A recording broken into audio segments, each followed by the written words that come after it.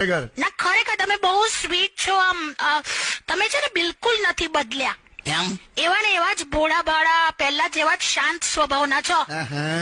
કાકા બસલા આમાં કેવું છે? હા જો રહીમ ઉત્તમ પ્રકૃતિ કા કરી શકત કુસંગ, ચંદન વિષ વ્યાપ્ત નહીં લિપટે રહે ભુજંગ. એટલે આ શું બોલી ગયા?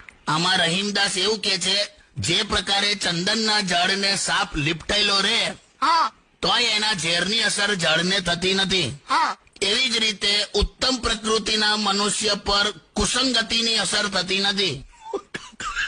એટલે હું કુસંગીત છું? ના, એ તો એક વાત છે.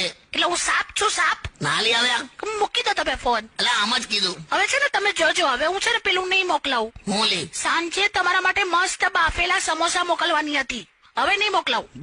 પેલા સમોસા હું હોય મને નહીં ખબર. અરે પેલું આવે છે પેલું તમને નહીં ખબર પડે. મોમોઝ હશે, મોમોઝ. હા એ બાફેલા સમોસા કે તું મૂકી દે, ભલે ના મોકલાવતી મૂકી દે.